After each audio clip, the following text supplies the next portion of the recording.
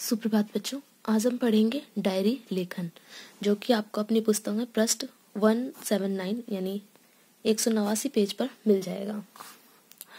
हमारे जीवन में प्रतिदिन अनेक घटनाएं घटती रहती हैं। ये घटनाएं हमारे ऊपर एक विशेष प्रभाव छोड़ जाती हैं। इन्हीं घटनाओं का उल्लेख हम डायरी में करते हैं। ठीक है, तो डायरी में हम किसका उल्लेख करते हैं? जो घटनाएं हमारे जीवन में घटित होती हैं और जो हमें प्रभावित करती हैं, उल्लेख हम डायरी में करते हैं। प्रतिदिन घटित होने वाली घटनाओं तथा दिनचर्या का वर्णन होने के कारण इसे दैनंदिनी भी कहा जाता है। ठीक है, इसमें प्रतिदिन घटित होने वाली घटनाओं तथा हम दिनचर्या का भी वर्णन करते हैं।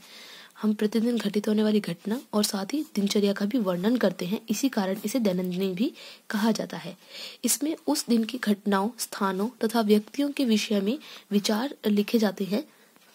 ठीक है, तो जिस भी दिन की हम इसमें घटना के बारे में वर्णन कर रहे हैं, तो उसमें मुख्य रूप से उस घटना के बारे में, वहां के स्थान के बारे में और व्यक्तियों के बारे में विस्तार से नहीं, व्यक्तियों के बारे में विचार लिखे जाते हैं। ठीक है, मन में आए विचारों को भी व्यक्ति डायरी में लिखता है। आपके मन में यदि किसी समय कोई विचार आ रहा है और आपको लगता है कि ये विचार इस प्रकार का है कि इसे लिख लेना चाहिए या कहीं पे संग्रहित कर लेना चाहिए, तो आप उसे अपनी डायरी में लिखते हैं। ठीक है, तो डायरी एक प्रकार से मनुष्य की दोस्त कही जाती है, जिससे वह अपनी हर प्रकार की बातें साझा करता है। अब हम जान लेते हैं डायरी लिखते समय हमें किन किन बातों और नियमों का ध्यान रखना होता है। डायरी में लिखा जाने वाला विवरण संक्षिप्त होना चाहिए। ठीक है, जो हम डायरी में लिखेंगे वो संक्षिप्त होना चाहिए, यानी कि मुख्य बातों को ही उसमें कहा गया हो। जैसे मुख्य घटना में सबसे मुख्य बात क्या थी, मतलब वो घटना क्यों हुई। ठीक है, और उससे जुड़ा हुआ व्यक्ति कौन था, या फिर आपके मन पे उसने क्या प्रभाव छोड़ा, क्या समय था, क्या कौन सी जगह थी, वहां पे कौन कौन से व्यक्ति थे जिनको आप जानते हैं, जो अपरिचित थे या फिर अपरिचित जिन्होंने सहायता करी हो, ऐसे लोग। ठीक है, तो इन सब के बारे में हमें संक्षिप्त में बातें कहनी होती है, और साथ ही आप पे उसने क्या प्रभाव छोड़ा। उक्त दिन घटित महत्वपूर्ण घटनाओं का उल्लेख उसमें अवश्य किया जाना चाहिए। ठीक है, यानी प्रतिदिन की घटनाओं के बारे में हमें उसमें लिखना चाहिए, और खास तौर पर कैसी घटनाएं जो महत्वपूर्ण होती हैं उन्हें हमें लिखना चाहिए। मन में उठने वाली प्रतिक्रियाओं को डायरी में अवश्य स्थान दिया जाना चाहिए।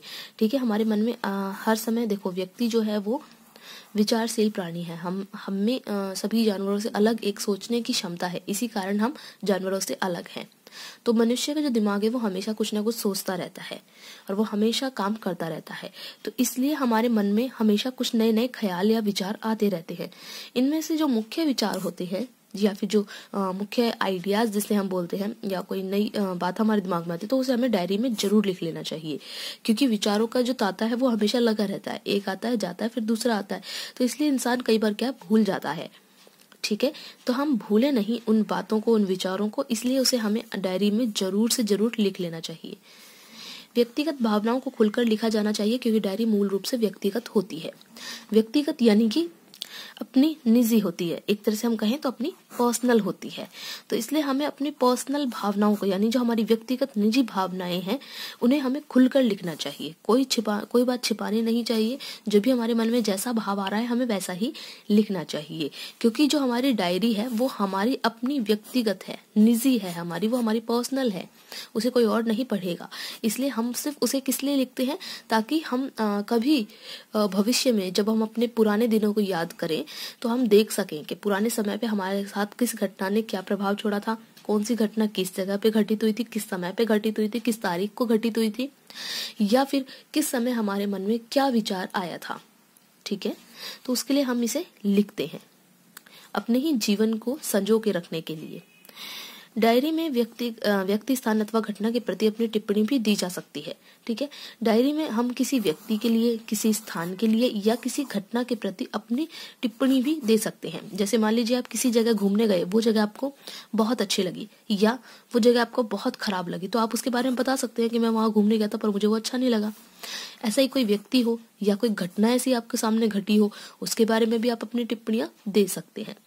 लिखी गई बातों में बनावटी कल्पनाशीलता तथा चित्रात्मकता नहीं होनी चाहिए। ये बहुत ही महत्वपूर्ण बात है कि जो हम अपनी बातें लिख रहे हैं उसमें बनावटीपन नहीं होना चाहिए।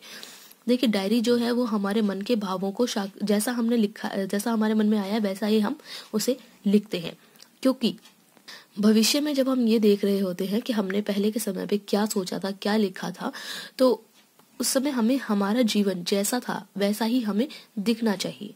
ठीक है, कोई बनावटीपन अगर हम पहले ही उसमें लिख देंगे, कल्पना बना बना के लिख देंगे, या कोई चित्रात्मकता उसमें हम करेंगे, चित्रात्मकता यानी कि मन में कोई चित्र उकेर लेना और उसके बारे में लिख देना, तो ये एक गलत चीज है। ठीक है, क्योंकि वो हमारी खुद की पर्सनल है। ठीक है, अभी मैंने बताया वो हमारे अपने व्यक्तिगत है, और व्यक्तिगत होने के नाते हम उसमें अपने सच्चे मन के भाव लिखेंगे, जैसा हमारे मन में सच में भाव आया है वैसा। ये बनावटीपन, कल्पनाशीलता, चित्रात्मकता, ये सब करने के लिए तो हमारे पास और भी चीजें हैं। हम किसी से बात करते टाइम पे ऐसे बोल सकते हैं अपने मन से कुछ भी कल्पना बना करके, या फिर हम अपना जो निबंध लिखते हैं, कुछ भी ऐसा जो लेख करते हैं, हम उसमें भी अपनी बनावटीपन डाल देते हैं कई बार। पर लेकिन डायरी के अंदर हमें बनावटीपन, कल्पनाशीलता और चित्रात्मकता का प्रयोग बिल्कुल नहीं करना है। चलिए एक डायरी का नमूना देख लेते हैं। देखो, शुरुआत करने से पहले हमें सबसे पहले तारीख डालनी चाहिए, और मेरे हिसाब से तो समय भी डाल देना चाहिए, तारीख और समय। फिर स्थान, जिस जगह बैठ करके हम ये डायरी लिख रहे हैं उस स्थान मतलब उस जगह का नाम, जैसे आप नरेले में है तो नरेला लिखेंगे। अब ये व्यक्ति मेरठ में था उस समय, तो इसने मेरठ लिखा है। अब इसने अपने मन के भाव बताए हैं। आज मेरा जन्मदिन है। आज सुबह जब मैं उठा तो मम्मी पापा ने मुझे एक सुंदर साइकिल उपहार में दी। इस तरह की साइकिल की इच्छा मैं कई दिन से कर रहा था। विद्यालय में मैंने अपना जन्मदिन मित्रों के साथ मनाया। सभी को लेकर मैं कैंटीन गया, वहां हमने खूब मजे किए। मेरे प्रिय मित्र रोहन ने मुझे एक सुंदर पेन उपहार में दिया। वंदना भी मेरे लिए फूलों का गुलदस्ता लाई थी। शाम को मौसी, बुआ, फूफा जी और कई रिश्तेदारों को मम्मी ने घर पर बुलाया था। सभी ने मुझे आशीर्वाद दिया। सबने मुझे ढेर सारे उपहार भी दिए, जिन्हें देखने के लिए मन ललायित था, लेकिन मम्मी ने यह कहकर कि कल देखेंगे उठाकर रख दिए। अब मैं बहुत थक गया हूँ, सोने जा रहा हूँ। चाहता हूँ कि मेरा जन्मदिन हर वर्ष इसी तरह मनाया जाए। ठीक है, मन के विचार भी इसमें लिख दिए उसने। क्या समय था, स्थान वो बता दिया। ठीक है, तारीख बता दी यहाँ पे, और मुख्य मुख्य व्यक्तियों जिनसे उनके मन पे प्रभाव पड़ रहा है उनके बारे में भी इसमें बताया है। तो इसी तरह हम लिखते हैं अपना डायरी लेखन। अब आपको मैंने डायरी लेखन समझा दिया है विस्तार से, और इसमें महत्वपूर्ण नियमों के बारे में बता दिया है, क्या करना है क्या नहीं करना है वो बता दिया है। अब आप इसका डायरी लेखन आराम से कर सकते हैं। फिर भी अगर आपको डायरी लेखन करते समय कोई परेशानी, कठिनाई हो तो मुझे व्हाट्सएप पे मैसेज करके पूछ सकते हैं।